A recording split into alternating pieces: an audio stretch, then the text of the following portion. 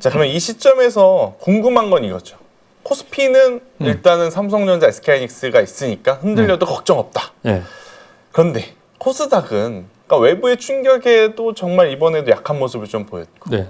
1위였던 기업이 엄청나게 많은 노이즈가 또 있었고 이러한 상황 속에 어찌되었든 지금 벌써 1070포인트에서 1170포인트까지 100포인트가 올라왔단 말이에요. 그럼 당주님이 보시기엔 코스닥도 이제 추세가 전환이 됐나? 라고 보시는 건가요? 굉장히 궁금해 하시는데 결론부터 말씀드리면 전환이 됐습니다.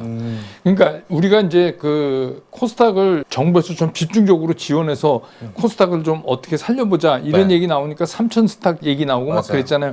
그래서 제가 이제 이 자리에 출연했을 때 그런 말씀 드렸어요. 코스닥은 지수를 올리는 게 아닐 거다. 내부적으로 문제가 있는 기업들 그걸 정리하는 게 우선이 돼야 코스닥이 길게 보면 좋을 수 있다. 그러니까 코스닥이 시가총액이 5배 느는 가운데 지수는 제자리에 있었던 거는 뭔가 이게 잘못된 시장이라는 거 아니냐. 그런데 말씀해 주신 대로 때마침 1위를 달리던 기업이 이상한 거에 말려갖고 그러니까 사람들 생각에 이거 봐라. 코스닥이 이렇다. 1위 기업도 이런데 그러니까 코스닥의 주요 구성이 2차 전지, 바이오 이게 이제 주요 구성인데 그러면 이게 과연 그 코스피의 반도체처럼 핫하게 지수를 끌어올릴 수가 있을까? 자금이 들어와서 오래 머물 수 있을까? 이 고민이 되더라고요. 그거 때문에 그랬는데 이제 문제는 어떻게 됐냐면 사실은 이게 코스피로부터 온 거예요. 이걸 정확히 보면 뭐냐면 시장을 보는 개념이 이번 어려움을 겪는 계기로 달라졌어요. 그게 대표적인 게 뭐냐면 예전에 처음으로 6,000포인트 넘어가고 막 갈 때 야 주가 오르잖아. 빨리 주식 사야지. 그러니까 전부 가는데 근데 나 주식 몰라. 이거 어떡하지? 그러니까 반도체. 삼성전자, SK하이닉스. 야 그러니까 빨리 ETF 삼성전자, SK하이닉스 추정하는 ETF 사자. 그래서 사실 글로 다 간 거잖아요. 그게 돌아오면서 이제 띄웠던 거잖아요. 근데 이번에 한번 충격을 겪으면서 시장 참여자들이 어떤 걸 느꼈냐면 아니네. 많네. 우리나라 잘 나갈 섹터가 의외로 많네. 그러니까 옛날처럼 무조건 반도체에 이러고 뛰는 게 아니네. 가만 보니까. 그래서 이 스펙트럼이 넓어졌어요. 섹터가 넓어졌어요. 그러니까 넓어지다 보니까 자연적으로 부수적으로 그러니까 메인 종목은 아니라도 후단에 있는 종목들이 코스닥에 상당히 많이 포진돼 있는데 이것들이 이제 움직이기 시작을 한 거예요. 그래서 단순하게 우리가 이제 그래프를 보는 기술적으로는 지난 화요일 날 추세가 바뀌었어요. 코스닥 추세가 상승 추세로 바뀌었어요.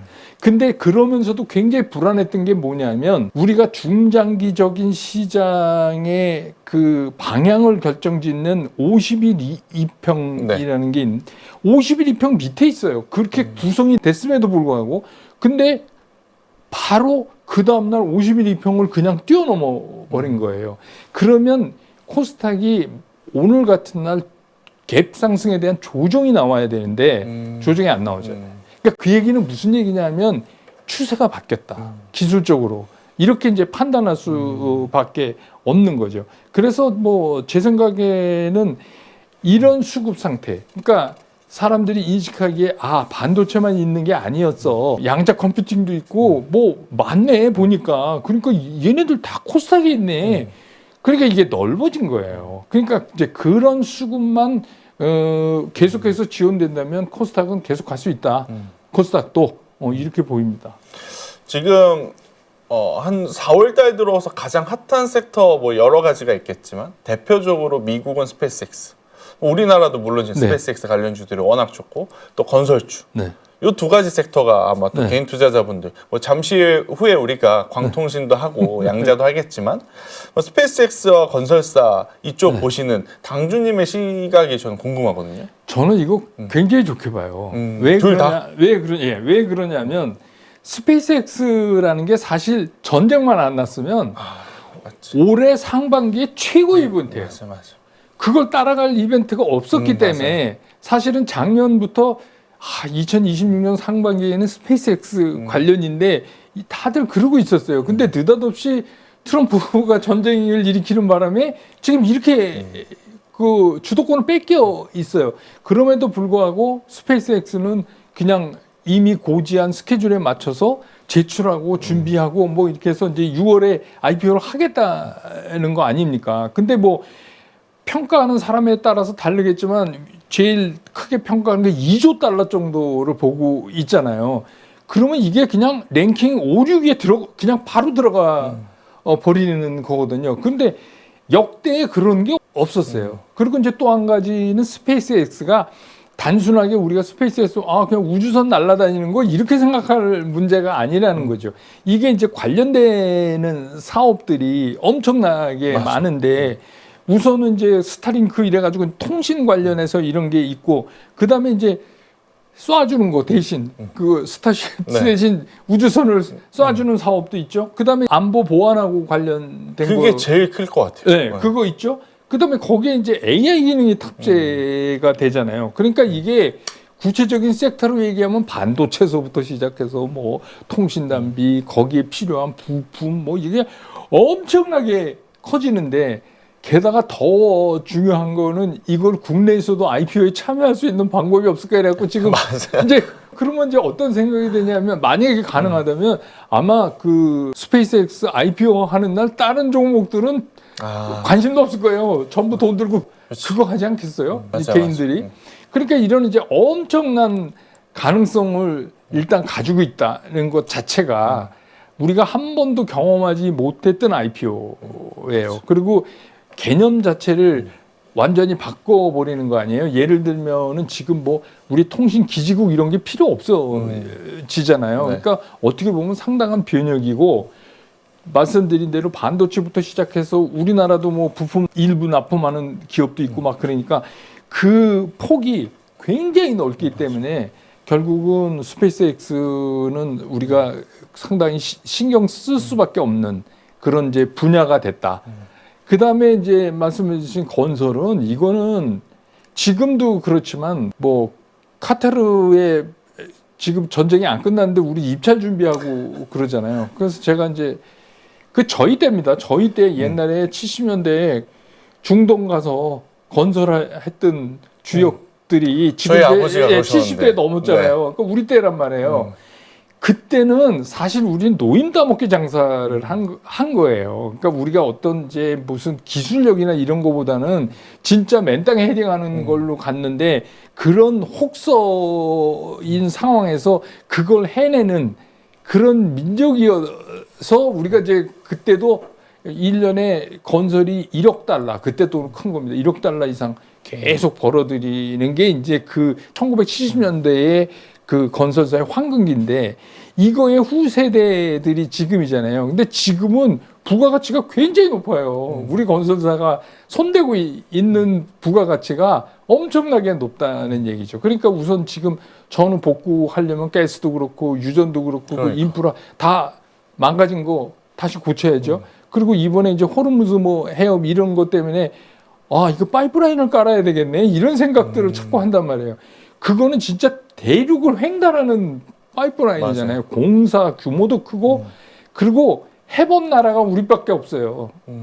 이게 이제 굉장히 중요한 거예요. 그리고 우리나라도 지금 뭐 서울에 테헤란도 있지만 이란도 마찬가지예요. 옛날에 다 우리가 가서 그거를 놓은 그런 이제 걸 기반으로 하는 거고 또 한 가지 이거의 좋은 점은 뭐냐면 지금 전쟁에서 다 부서졌지만 돈 받을 걱정을 안 해도 돼요. 기름으로 받으면 되니까. 그렇겠네. 네, 이거 그래 그럼 우리가 기름으로 가져갈게. 이렇게 얘기를 하기가 아주 굉장히 좋은 거죠. 그래서 제가 얘기 듣기로 그 이미 주요 건설사에서 이 중동 겨냥 그 개발을 겨냥해서 이미 팀을 만드는 것 같아요. 이미 이거 끝나면 빨리 들어가서 그러니까 이게 건설주들 최근 이 주가 추세가 진짜 무섭더라고요. 예, 그래서 이제 그 말하자면 고문단 저희 같은 시니어 옛날에 그쪽을 잘 아는 분들도 이미 다 접촉해서 준비시켜 놓고 그러니까 이런 건 우리나라가 굉장히 잘하는 것 중에 하나잖아요. 그리고 지금 뭐 그 트럼프 대통령도 이거 뭐 이란 나중에 전쟁 끝나면 뭐 복구에 우리가 도와줄게 했는데 미국이 못 도와줍니다. 미국은 할 수가 없어요. 이게 지금 무슨 에어컨 나오는 데 가서 건설하는 게 아니거든요. 맞아요. 그 상황에서 할 수 있는 나라는 정말 거의 지구상에 우리나라뿐이 없을 거예요. 근데 그때랑 달라요. 지금은 이미 건설 부가가치가 굉장히 높아 있는 상태거든요. 그러니까 지금도 여러분 아시지만 사우디아라비아 이런 데도 그 이란이 공격해서 폭탄 떨어지는데도 현대건설 안 나오고 거기 있잖아요, 그냥. 맞아요. 네, 그러니까 이게 이제 우리가 가진 강점인데 이번에 그래서 저도 그러니까 이런 것들이죠. 그러니까 투자자들이 이제 이게 폭이 넓어지는구나. 투자의 폭이 반도체만 있는 게 아니었구나. 라는 생각을 이제 하시게 되는 굉장히 주요한 이유를 제공한 게 건설주도 하나라고 이제 볼 수가 있는 거죠.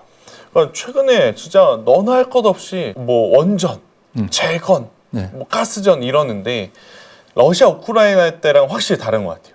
네. 그때는 막 겉만 그냥 딱 핥은 네. 느낌이라면 네. 중동은 네. 진짜 우리나라 기업들이 이제 실질적으로 이제 수주를 받을 수 있는 거죠. 과거에도 그렇고 중동에서 어떤 뭐 컨스트럭션도 그렇고 뭐 그냥 기본적인 그 에너지 인프라를 처음에 만든 게 우리나라예요.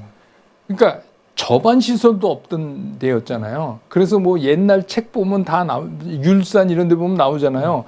시멘트를 한국에서 싣고 갔어요. 그때는 거긴 시멘트가 없으니까 우리나라 시멘트 많으니까 시멘트를 싣고 갔는데 부두가 없으니까 하역을 못 하잖아요. 그냥 바닷가에 여러분 느끼는 그냥 해변가? 해변가. 그거 어떻게 접안을 해요? 근데 우리나라가 2차 대전 때 사용하던 그 상륙정을 임차를 해갖고 노르망디에서 쓰던 상륙정에다가 시멘트를 실어갖고 상륙작전 하듯이 들어오는 거를 보고 그 아랍의 왕세자가 놀랬다는 거 아니에요. 이게 무슨 이렇게 일을 하나. 그러니까 그런 것들이 이미 중동에는 우리나라에 대한 이미지가 굉장히 깔려 있어요. 그래서 딴 데가 들어가서 하면 할 수는 있겠지만 아마 공기를 못 맞출 거려. 맞아요. 왜냐하면 지금 이제 돈 많이 쓰고 또 그동안에 이 기름 못 팔았으니까 사우디도 지금 죽을 맛이잖아요. 이거를 빨리 복구해서 빨리 팔아야 되는 건데 어떻게 보면 시장이 지금 편안하게 유가에 대해서 걱정을 덜 하는 이유도 이거예요. 끝나면 결국 니네 무지막지하게 퍼내야 된다. 니네가 무지막지하게 퍼내야 된다. 그러니까 이제 좀 느긋한 거죠. 유가 뭐 그렇게 무지막지하게 퍼내기 때문에 안 올라. 생각보다 그렇게 세게 못 올라. 이거를 이제 알고 있는 거죠. 근데 그렇게 하는 거에 주역이 건설인데 이런 이제 에너지 인프라를 자꾸 재건해 내야 되는데 결국은 거기에 가장 합리적이고도 잘 맞는 나라가 우리나라 건설사. 어떻게 보면 우리나라 건설사 밑에 하청 들어가는 중소형 건설이 서로 경쟁할 수 있어요. 그러니까요. 지금 그러더라고요. 오히려 그게 더 문제지 이거 따는 거는 거의 우리나라가 따는 거 같아요. 일단 그러면 우리가 워낙 좋은 쪽만 지금 바라보고 있잖아요. 근데 이제 한 가지 변수는 우리가 상대해야 되는 게 트럼프라는 변수인데 이번에 어떻게 2차 협상 여기에 대한 리스크는 어떤 것이 있을까? 그리고 지금은 종목일까 아니면 타이밍을 기다려야 될까? 이런 고민은 당주님은 어떤 답을 주시겠어요? 그게 이제 조금 전에 말씀드린 이스라엘이 제일 문제죠. 이스라엘이 계속해서 지금 뭐 그 협상이 제대로 진행되지 않도록 하려고 막 공격하고 막 이러는데 말씀드렸듯이 조금 이제 국제적인 분위기가 조금 이스라엘이 조금 이렇게 한쪽에 몰리는 그런 분위기여서 이런 이제 협상에 방해가 되도록 직접적으로 계속해서 공습을 하거나 이러기엔 조금 문제가 있을 것 같고 또 한 가지는 이미 이란도 그렇고 미국도 그렇고 여기서 발을 못 빼면 큰일 나요. 양국이 다 지금 그런데 오늘 아침에 외신에서 보니까 그 이란이 호르무즈 해협을 통과하는데 자기네들이 그려준 그 코스에 따라서 가라. 그거는 이란 쪽에 바짝 붙어 있어요. 근데 반대쪽 호르무즈 반대쪽에 오만 쪽은 뭐 우리가 타치하지 않겠다. 오만 쪽으로 나가라. 이렇게까지 얘기를 하는 거 보면 결국은 좀 이제 아까 말씀드린 대로 시간의 문제지 좀 느슨해진다. 그러니까 원래 그 종전협상이라는 게 막 죽기 살기로 막 이렇게 하다가 조금씩 양보하고 이렇게 해서 적당한 선에서 이제 정리하고 끝내는 거잖아요. 그리고 이제 뭐 파키스탄은 이번에 종전을 이뤄내면 스타가 되는 거 아니에요. 진짜. 그러니까 파키스탄도 그 처음에 뭐 미국의 압박을 좀 받았다고는 하지만 하여튼 열심히 이거를 어떻게 해서든지 만들려고 하는 것 같아요. 그러니까 사실은 항상 중요하지만 그 협상은 거강꾼이 중요한 거잖아요. 그래서 이제 그런 거를 보면은 그런 변수는 남아 있지만 방향이 해결적으로 가는 거는 틀림이 없을 것 같다. 이제 그런 생각이 들고 그래서 이제 나온 게 뭐냐면 지금은 이제 뭐 사야 돈을 버나 이러면 이게 좀 늦은 거죠. 네. 이거는 진짜 뭐 자고 일어나다 봉창 뜯는다고 그러잖아요. 우리 네. 그거랑 비슷한 거예요. 그러니까 이미 끝났어요. 이미 시장이 여러 차례 흔들리면서 무엇을 사야 되는지 소위 말하면 왓은 다 얘기해 줬어요. 시장이. 그래서 이렇게 이런 것들 사야지 돈을 벌어 하는 거를 다 알려줬어요. 그러니까 문제는 뭐냐면 웬이에요, 웬. 그래서 지금은 상당수의 투자자들이 뭐 고집스럽게 안 되는 섹터에 계신 분을 제외한다면 일반적으로 이 가야 되는 섹터에 다들 포트폴리오 구성이 있으실 거예요. 근데 문제는 뭐냐? 웬. 근데 언제 갈 거냐? 네, 언제 갈 거냐? 근데 지금 이렇게 가는 이유는 뭐냐면 항상 그렇지만 주식 시장은 먼저 이루어지잖아요. 미래를 보고 먼저 그러니까 미래를 사는 거기 때문에 그런 거기 때문에 이미 그거는 시작이 됐다. 그래서 오히려 이걸 잘 즐기고 보유 종목이나 보유 포트폴리오를 잘 관리를 하면서 가셔갖고 시간이 조금 더 지나면 이제 종전되고 그때는 그 웬이 언제 내리냐를 걱정해야 하는 쪽으로 바뀌어가지 않을까. 이제 그런 생각이죠. 예.